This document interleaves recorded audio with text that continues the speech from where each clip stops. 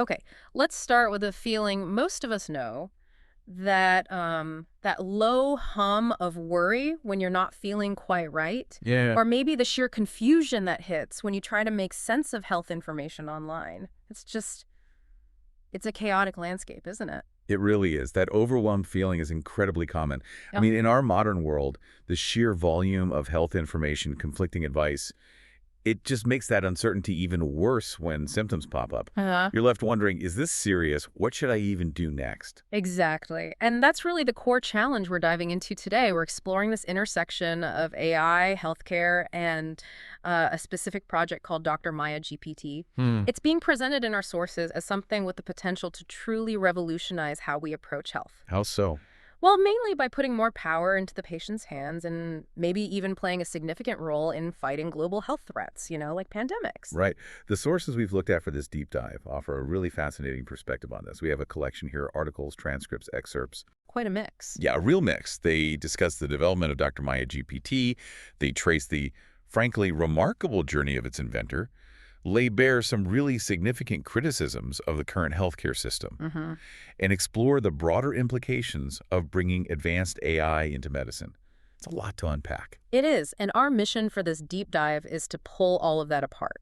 We want to understand the deep, driving motivations behind Dr. Maya GPT, how it's actually designed to tackle these challenges in healthcare. These perceived challenges based on the sources. Right, perceived challenges, and what its existence suggests about the evolving roles of, well, technology, doctors, and us, the patients. Yeah. It's a conversation that gets straight to the point, especially when one of our source titles is as stark as, "Yes, doctors, AI will replace you." Oof.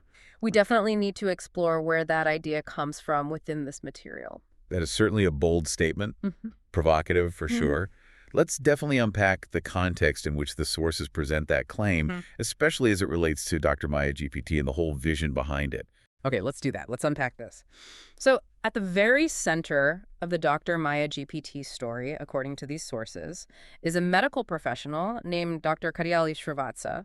Mhm. And his path to this invention, well, it's described as being profoundly shaped by his own life experiences, starting remarkably early, actually. Yeah, his vision for healthcare, the sources suggest, wasn't just some academic exercise. It was forged, really, in the crucible of personal encounters with illness and the healthcare system itself, starting way back in childhood. Right. Specifically, two experiences with malaria when he was a kid. The first time, he was 6 years old.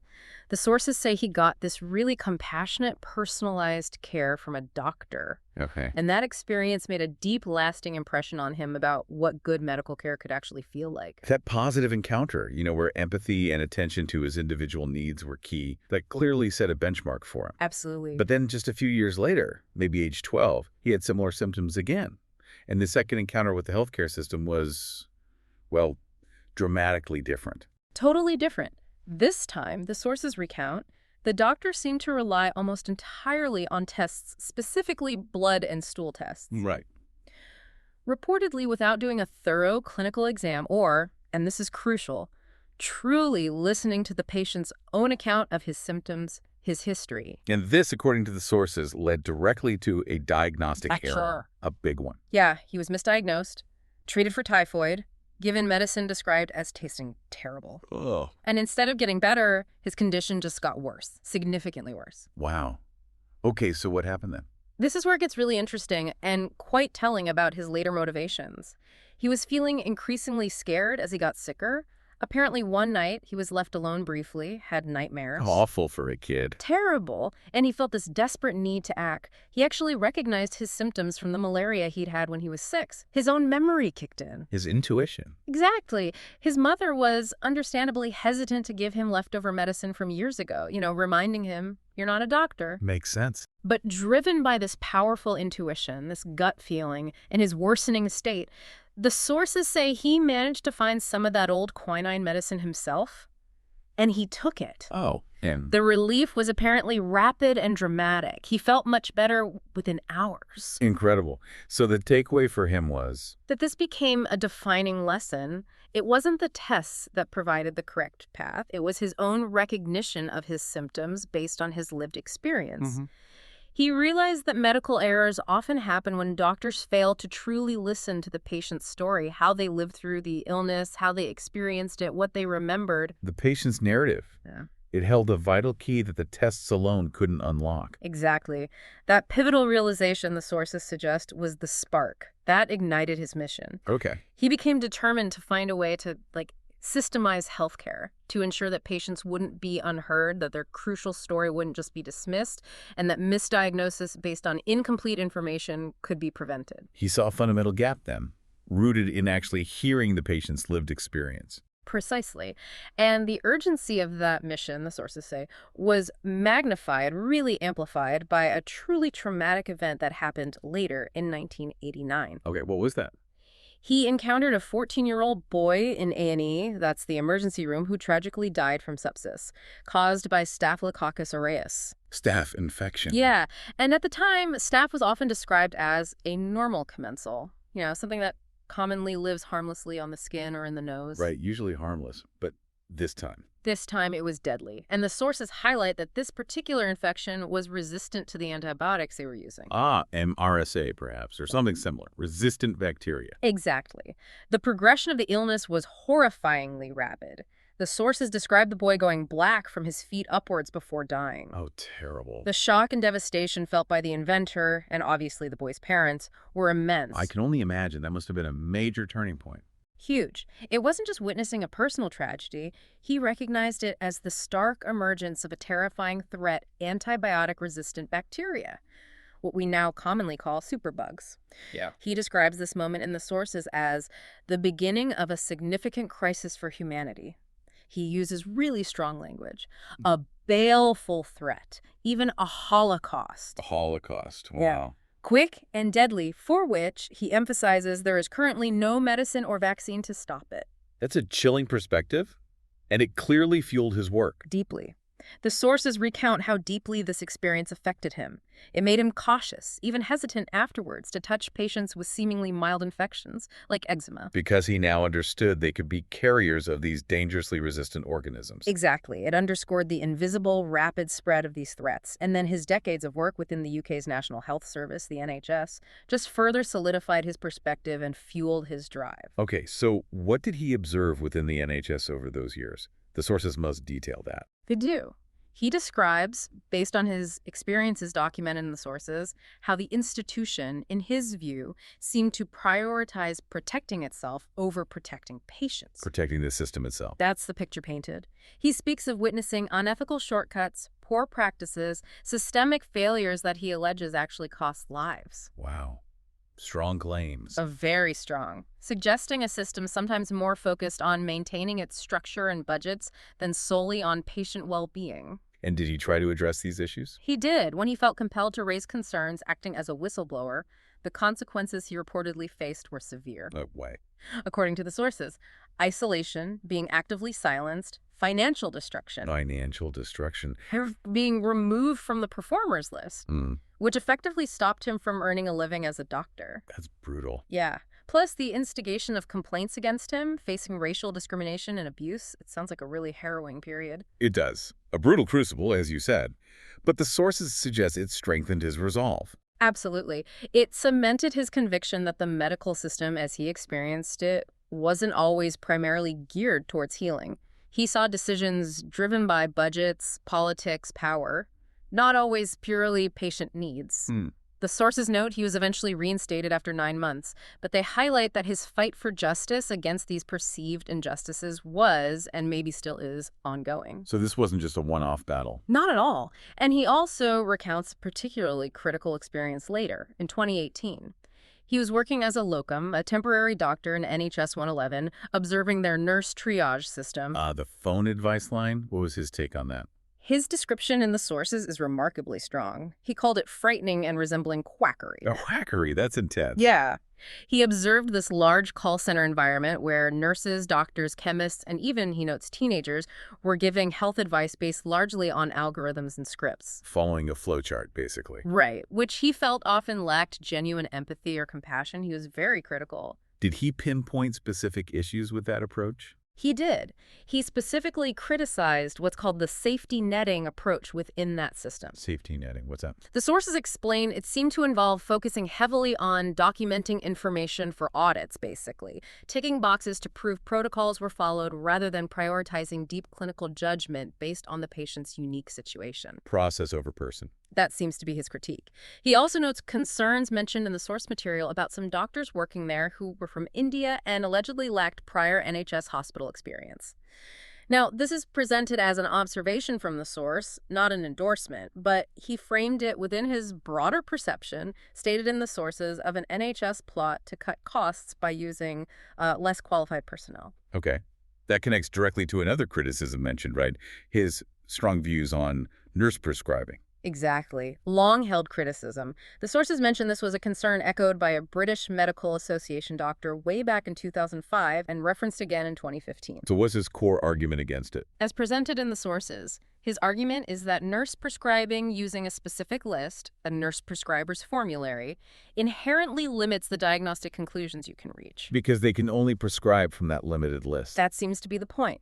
He views it as an irresponsible and dangerous exercise that can lead to incompetence and patient harm. And again, he links this to cost cutting. Yeah. He frames it within that larger context of what he perceives as the NHS's drive to cut costs by using less qualified staff, which, he argues, can lead to wrong diagnoses and worsen issues like antibiotic resistance through inappropriate prescriptions. It's a consistent theme in his critique, then. Standardized processes potentially overriding clinical judgment and patient needs. Absolutely. And his criticisms of standardized approaches go back even further. The sources mention a letter he wrote way back in 1996 challenging the use of pre-printed assessment sheets by junior doctors. Pre-printed sheets, like checklists. Essentially, yes. He argued, according to the sources, that these sheets were actually detrimental because they prevented doctors from truly listening to the patient's unique story. By just prompting doctors to tick boxes, he believed these forms could lead to wrong diagnoses, reducing complex human illness to a checklist instead of a narrative that needs hearing. That makes sense. It all ties back to that core idea of listening to the patient's story. Exactly. So you have these multifaceted experiences, the personal illnesses, witnessing the superbug tragedy, the decades in the NHS, the whistleblowing consequences, the legal battles against the NHS and the primary care trusts, including facing bankruptcy efforts. And didn't the sources say he had to move his family? Yes, being compelled, as he states in the sources, to move his family abroad to Germany in 2011 due to the pressure. It all highlights this profound, costly fight against what he saw as injustice, discrimination, and systemic flaws. It's an incredible amount of pressure and adversity. But what comes through so strongly in the sources is his resilience. They emphasize his unwavering determination to stand up for what he saw as right, despite the immense personal suffering, the financial ruin, even threats he reportedly faced. He's quoted in the sources seeing himself as living testimony that breakdowns do create breakthroughs, suggesting these challenges forged his resolve and clarified his purpose. That's quite a statement. So even after moving abroad, he continued the fight? Apparently so. The sources detail how he continued sending documents to the GMC, the General Medical Council in the UK, supporting his claims against the nurse-led clinics he'd criticized. It paints a picture of just relentless dedication born from deep conviction. It's fascinating how these intense, challenging experiences seem to have directly fueled his innovative drive. The sources even draw comparisons between his work and mission and two pretty significant historical figures. They do. Charaka and APJ Abdul Kalam, which is quite a comparison to make. Absolutely. The sources highlight parallels, particularly in their dedication to knowledge and public service. Let's take Charaka first, often called the father of Ayurveda. His focus was on balance, body, mind, spirit, emphasizing preventive care, lifestyle, a holistic approach. His method involved individualized treatment, keen observation, diet, strong ethics, all laid out in the Charaka Samhita. Okay, so how does Dr. Srivatsa compare in this view? He's positioned as a modern counterpart. His core focus is on ethical healthcare and protecting people, but in today's landscape, with modern threats like superbugs. His invention, Dr. Maya GPT, is presented as the modern solution. AI combined with this unique color-coded self-diagnosis system, plus built-in pandemic readiness. And his methodology. Described in the sources as a synthesis. Intuition, going back to his own experiences, plus AI, plus self-diagnosis, plus infectious control. So different tools, but a similar dedication. Kinda. While Charaka aimed for overall balance, Dr. Srivatsa's immediate goal, according to the sources, is empowering people to navigate health issues effectively and, importantly, avoid unnecessary interactions with the traditional healthcare system when possible. The sources even mention that ChatGPT, when consulted about integrating technology and innovations today, apparently drew a comparison between Dr. Srivatsa's approach and Charaka's. Really? ChatGPT said that. That's interesting context provided in the source material. Yeah, presented as a high honor, suggesting a similar foundational contribution, but adapted for the digital age. It underlines his goal of using existing tech plus innovation to create a better healthcare option. Okay, and the comparison to APJ Abdul Kalam. Kalam, India's former president, a renowned scientist. His mission was strengthening India through technology. He hugely impacted students, scientists, the youth. His vision blended science and spirituality. Right, the missile man. Exactly. The contrast drawn is their specific focus. Kalam primarily on national defense, space technology. Dr. Srivatsa's focus on global health defense using AI and digital tools. Different domains, similar drive. That's the idea. Kalam inspired students and scientists. Dr. Srivatsa aims to impact patients, doctors, healthcare workers, and the sources stress. The Dr. Maya system is designed to empower ordinary people, even illiterates, not just the highly educated. Tools are different too. Kalam had missiles, satellites. Dr. Srivatsa has color codes, AI, intuition, aiming to solve pain and injustice within healthcare. But the fundamental similarity highlighted is that shared, deep dedication to public service, using knowledge, technology, experience for the betterment of humanity, one looking outward to space, the other inward to health and society. So these profound experiences, these comparisons, the long fight against perceived systemic issues, they seem to coalesce into a set of core beliefs driving Dr. Maya GPT. Yeah, the sources explicitly list these driving principles. First, the fundamental belief. Knowledge of health is knowledge of life. Understanding your health is key to living fully. Okay. Second, the absolute importance learned from malaria, reinforced by criticizing those forms of listening deeply to the patient's story, how they lived it. Third, the urgent conviction stemming from that MRSA tragedy, that fighting superbugs isn't just a medical challenge, it's akin to a holocaust, a global catastrophe unfolding. Again. Stark. It is. And finally, an unwavering commitment to using his knowledge, experience, and tools to protect the community, defending what he calls nyaya, Yeah. translated in the sources as justice or reasoning, basically upholding what is right and rational in healthcare. These principles are the bedrock of his creation. Okay, so with that incredibly deep and personal background driving the inventor, let's turn to the specific problems within the current healthcare system that Dr. Maya GPT is designed to address. What are the big flaws the sources detail? The sources lay out several major criticisms, seen through his eyes. One prominent issue is what he sees as an over-reliance on tests and scans in modern medicine. You mentioned that earlier with his malaria story. Exactly. He argues that healing often gets reduced to procedures and prescriptions, leaning heavily on tests and scans. But tests are important, aren't they? Of course. But he contends in the sources that they're often not used effectively for the initial diagnosis, which should be rooted in the patient's story. Instead, he suggests they're sometimes used later to prove doctors are right about an initial assumption.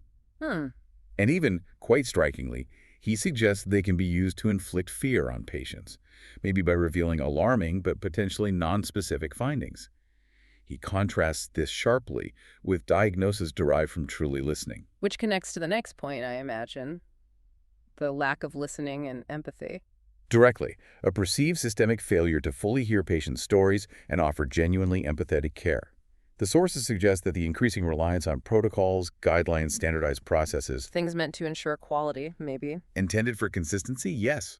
But he argues they can paradoxically lead to a lack of compassion and personalized care, reducing complex individual experiences to data points or checkboxes, echoing his criticism of those pre-printed sheets from '96. And on a larger scale, the system itself. His view, as presented in the sources, is that the medical system is fundamentally designed to sustain itself, its own survival and structure often taking precedence. Over the patient. That's the argument. Decisions, he claims in the sources, are frequently driven by budgets, institutional politics, power dynamics, not always purely centered on the patient's best interests. He uses strong language about hospitals too, right? Very strong.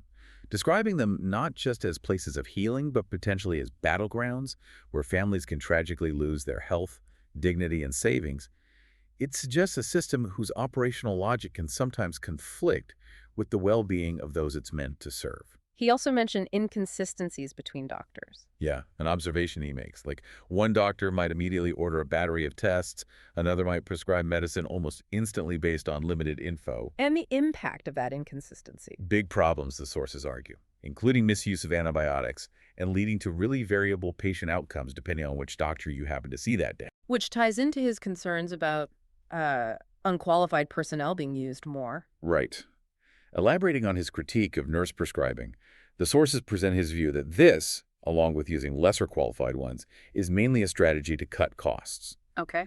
He argues forcefully that this can lead to wrong diagnoses and what he calls abusive prescriptions, inappropriate or unnecessary prescribing, which directly worsens the critical situation with antibiotic resistance by promoting incorrect use of these vital drugs. There's also that really provocative point about fear being used as a tool, the Machiavellian doctor concept. Yes, the sources discuss this, suggesting that healthcare providers might, consciously or unconsciously, leverage patients' fear. Fear of what? Fear of illness itself, fear of not complying with advice, fear of a surgery, fear of the unknown.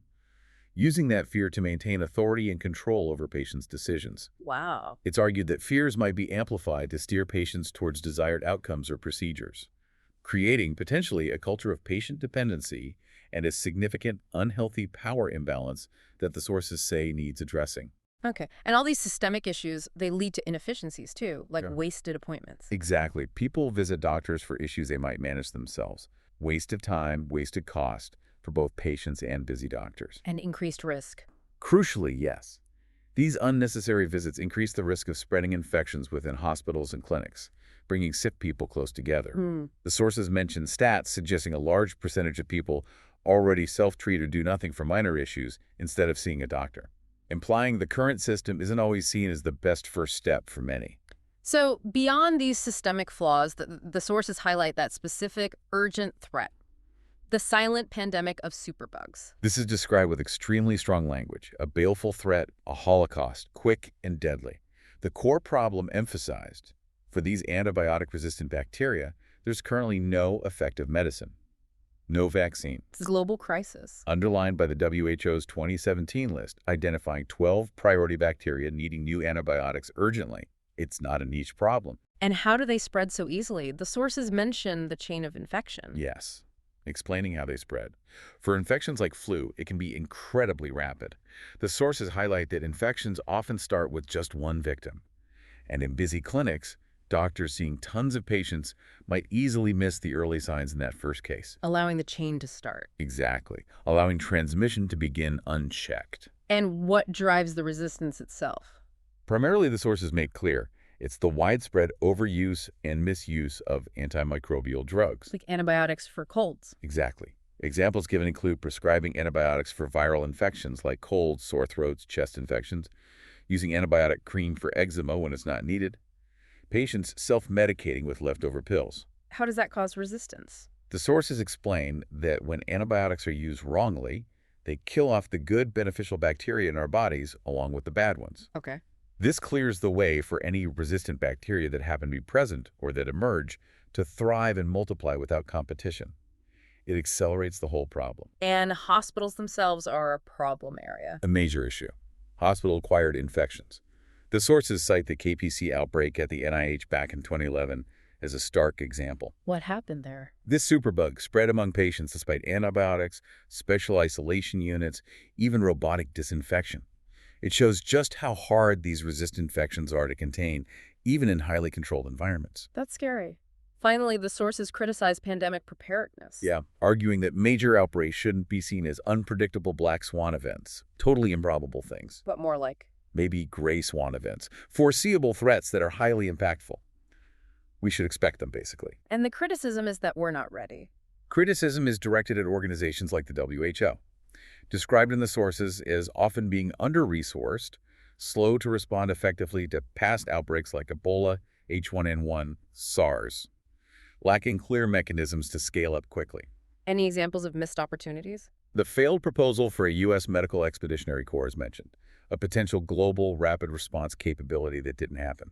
And what about the healthcare workers on the front lines? Significantly, the sources discuss the fear they experience during outbreaks. highlighting what's described as a lack of sufficient support or compensation for their sacrifices. Incidents are mentioned where their own families even reportedly disassociated from them due to fear of infection spread, painting a picture of a system and society not fully prepared or supportive. Okay. So the picture painted in the sources is pretty grim. A healthcare system grappling with deep flaws from patient interaction, systemic priorities, to the huge threat of superbugs and gaps in pandemic readiness. Exactly. These are the multifaceted challenges that Dr. Maya GPT is presented as seeking to solve. Which brings us directly to Dr. Maya GPT itself, the proposed solution. What exactly is it and how is it supposed to work?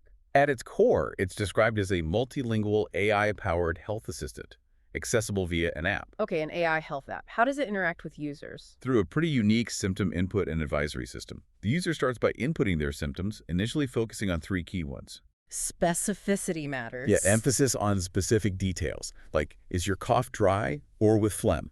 And you can input using voice, images, or just simple words, designed to be accessible. And the output? What does the user get back? This is what the sources highlight as the key innovation. The color-coded advisory system, designed to be instantly understandable and actionable. Color-coded, how does that work? You get a green code if symptoms are assessed as mild, advising maybe consult a pharmacist or nurse. Okay, green is mild. Yellow means the situation is unclear, suggesting you watch symptoms closely, act based on progression, careful self-monitoring needed. Yellow is watch and wait, basically. Right. Red is the clear alert for an emergency. Seek immediate medical help. No ambiguity there. Red means go now. Got it. And then there's glue. This is particularly linked to the pandemic readiness aspect. It signifies an infection is suspected, recommending immediate isolation to prevent spread. Blue means isolate. Interesting. So it's more than just go to the doctor or not. Yes.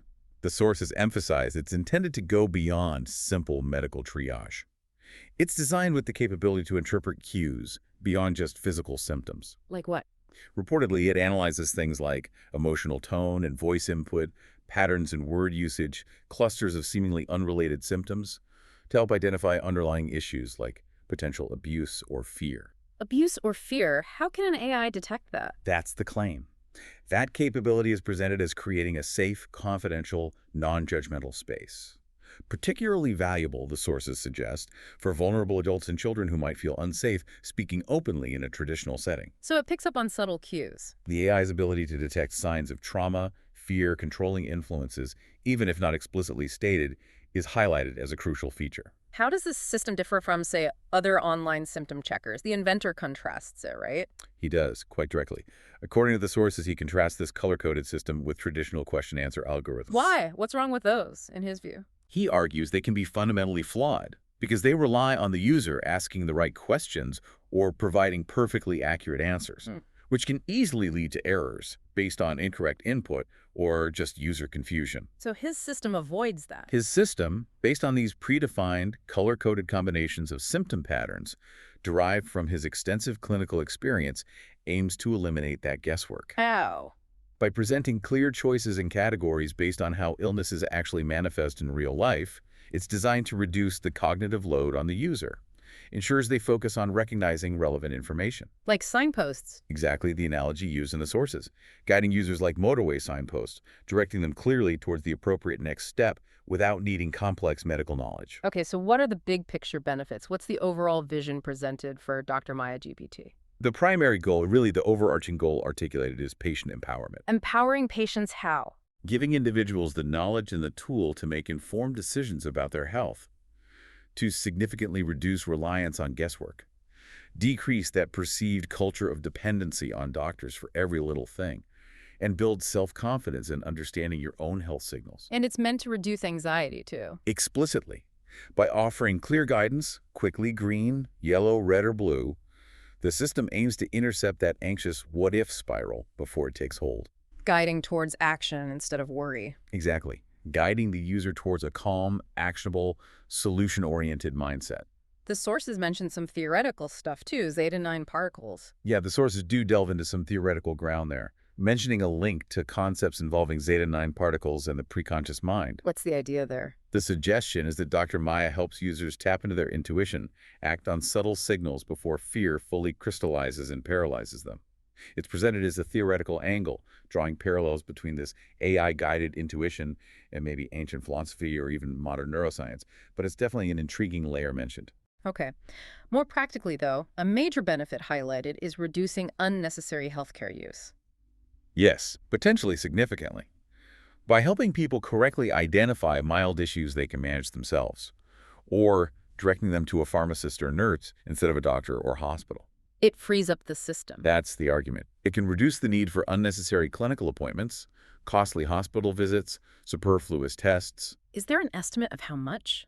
The sources cite a powerful estimate attributed to the inventor, that doctors' visits could potentially come down by as much as 80% if the app were used widely and appropriately. 80%, that's huge. It's a very big number. And that reduction in unnecessary physical visits has another critical benefit: preventing infection spread. Ah, because fewer sick people are gathering in clinics. Exactly. By helping individuals identify potential infections early, that blue code, and advising isolation, it aims to interrupt transmission chains in the community. And it reduces cross-infection risk in hospitals just by having fewer people physically there. So the whole approach is framed as being aligned with patient safety and public health. Deeply aligned, according to the sources, focusing on educating users to recognize symptoms and seek the right level of care. Now, what about doctors? That title, AI will replace you. Does this system aim to replace them?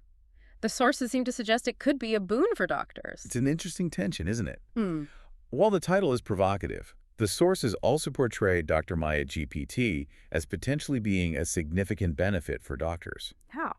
The argument is it would make their lives easier, helping manage patient flow better, filtering out minor issues, letting them focus on more complex cases. Reducing their workload, potentially. Right, potentially reducing clinic operating costs, too. Eh. And it offers integrated tools designed to aid doctors, like forwarding referrals or sick notes easily, enabling internet searches during consultations, facilitating video or phone appointments within the system. So assisting doctors, not just bypassing them. What about accessibility? The sources note its intentional design for accessibility, specifically aiming to help illiterates and vulnerable adults who might lack other easy or safe ways to get health guidance, providing 24/7 support. And there's something about a doll. Yeah, an intriguing mention in the sources of an intention to create a physical Dr. Maya doll, suggesting a future expansion beyond just the digital app, though the details on the doll's function aren't really elaborated upon. Okay. To make this more concrete, the sources offer some anecdotal examples, right? Cases where it reportedly made a difference. They do. There's a striking case mentioned of Ranjan, a 20-year-old. He had symptoms like fatigue, weakness, seemingly innocuous stuff. Things easily dismissed. Reportedly, clinic staff took them casually, but when he used Dr. Maya GPT, the system alerted him. Emergency situation. Directed him to a specialist. And the outcome? Led to a rapid diagnosis of staph infection, causing septicemia and shock. The sources argue the app's timely guidance likely saved him from a potentially fatal outcome, all within about 6 hours. Wow. Highlighting its ability to spot serious issues, even with vague symptoms. Exactly. Then there's Aman, a 22-year-old software engineer. He saw blood in his stool. Panicked. Understandable. Rushed to the hospital. Underwent expensive tests, blood work, colonoscopy, only to find out the cause was a simple, non-serious tear from constipation. So a lot of stress and expense for something minor. Right. And Aman reportedly concluded afterward that if he'd used the Dr. Maya app first, it likely could have guided him appropriately and helped him avoid all that unnecessary spending and anxiety. Makes sense. Any other examples? There's a brief but insightful anecdote about seeing a rash on a schoolgirl's face. The thought prompted was how easily a seemingly simple infection could spread rapidly if she wasn't identified, isolated, and interacted with other kids. Highlighting the public health angle again, missed early diagnoses leading to spread. Precisely. And how a tool like Dr. Maya could potentially play a role in preventing that by facilitating earlier identification and the right action, like isolation. So these anecdotes illustrate the intended impact individual outcomes, but also broader public health through earlier identification and isolation. Exactly. So given all this, its capabilities, the vision, the anecdotes, how does Dr. Maya GPT fit into the bigger picture? The whole discussion about AI in healthcare, the future of doctors. Yeah, this brings us right back to that provocative statement. Yes, doctors, AI will replace you. How do the sources tackle that? Well, drawing insights from that source, titled You're Not in Control AI, already runs the world, we get a sense of how AI operates in decision-making.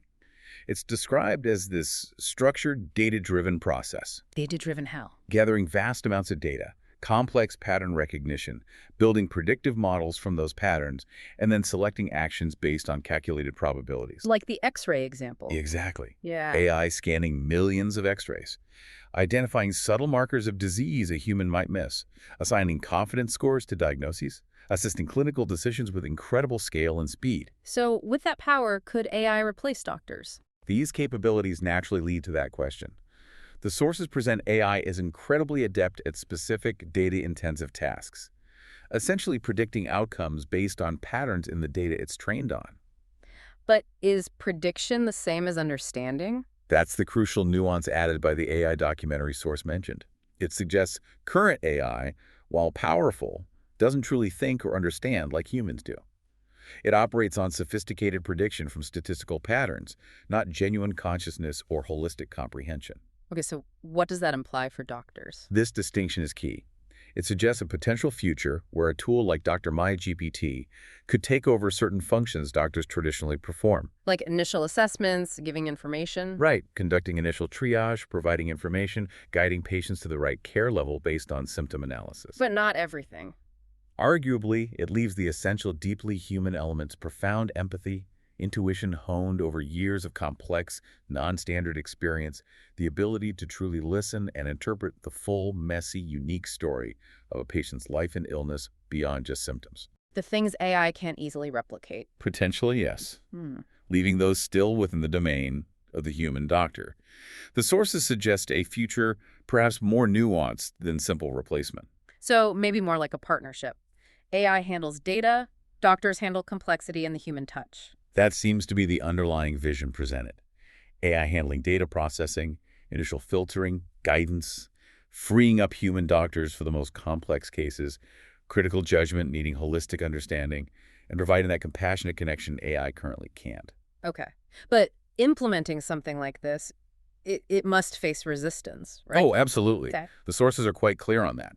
It's explicitly stated that such a system is perceived as threatening to doctors, corporations, and even insurance companies, Why threatening? because it offers a pathway for people to get help and guidance that could bypass traditional healthcare structures, potentially reducing demand for services, altering existing power dynamics, changing revenue streams. And the inventor is aware of this resistance. Acutely aware, according to the sources, he emphasizes the need for key decision makers, the WHO, CDC, hospitals themselves, to accept this new paradigm, suggesting the pressures of challenges like superbugs and pandemics might soon compel them to. He has strong views on doctors just following protocols too, doesn't he? He does, stating his belief in the sources that doctors are often only following protocols and guideline systems. He's heavily criticized. Implying they might not be needed in the same way. Based on the anticipated changes, he even suggests medical students entering the field might need to consider alternative professions, implying a fundamental shift in the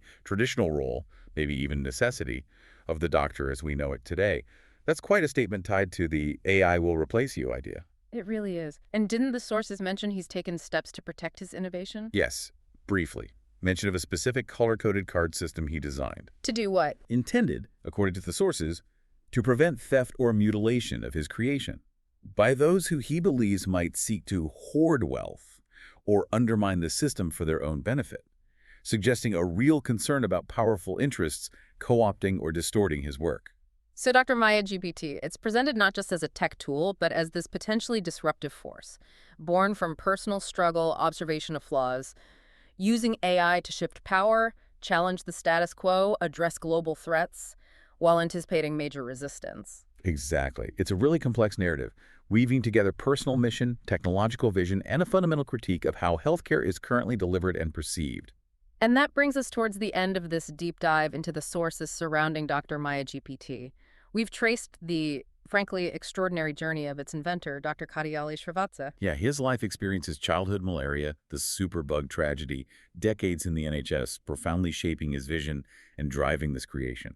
We've explored the significant problems he identifies in the current healthcare landscape: over-reliance on tests, failure to listen, systemic issues, the urgent threat of superbugs, gaps in pandemic preparedness. A whole raft of challenges. And we've unpacked Dr. Maya GPT itself, this multilingual AI assistant built on that unique color-coded system. Designed, the sources say, to empower patients, alleviate anxiety, drastically reduce unnecessary healthcare visits, and directly help prevent infection spread through early identification and isolation. Presented as a tool intended to revolutionize modern digital medicine and contribute directly to fighting future pandemics. Fulfilling, as the sources quote him, a childhood dream manifested through AI and clinical intuition. Yeah, the sources repeatedly highlight that contrast. The traditional system sometimes seen as based on fear, dependency, rigid protocols, versus Dr. Maya's approach championing patient-centeredness, information access, a direct path to understanding health. It's a vision with incredibly ambitious goals, contributing to stopping pandemics, revolutionizing digital health globally, fundamentally shifting the healthcare paradigm towards something more accessible, equitable, patient-controlled. It really forces us to consider that evolving relationship between human judgment, intuition, and powerful AI, especially in a field as critical as health. So as we conclude this exploration of the source material, here's maybe a provocative thought for you, the listener, to carry forward.